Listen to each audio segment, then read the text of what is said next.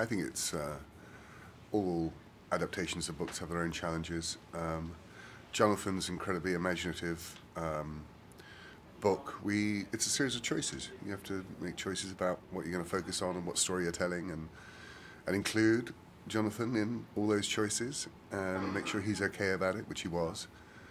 Jonathan was a fantastic partner to myself and to Eric Roth all the way through the process, actually. But it's, in the end, you know, it's a strange sort of mash-up, really, if you like, of the original author, then the screenplay author, and then the director, and you make something unique and something different from all three minds.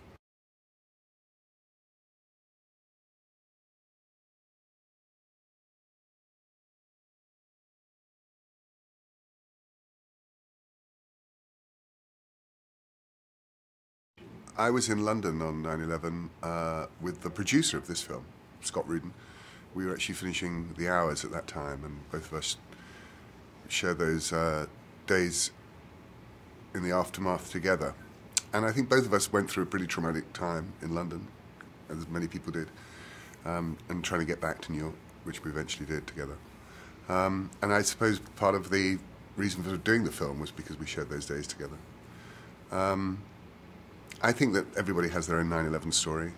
This is made up really from a amalgamation of things that was in the novel that Jonathan wrote, and things that I'd heard about and wanted to talk about that terrible day.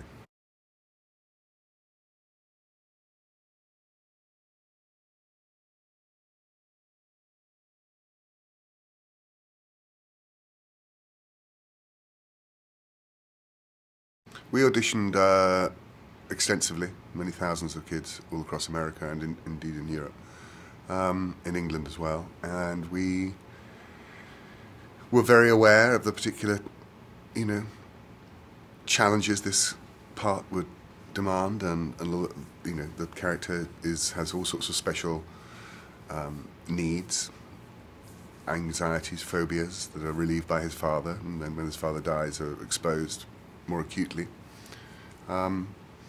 And we needed a very fiercely intelligent child, but a child with a huge emotional range. And we found Thomas.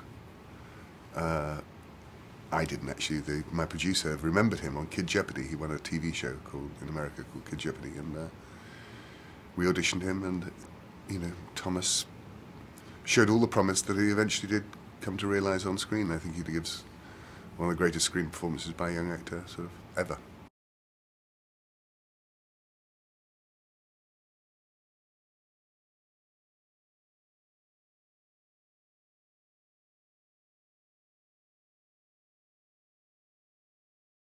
We did film all over the different 5 boroughs. We had a particular fond affection, I think, all of us, to the Rockaways down there in Queens.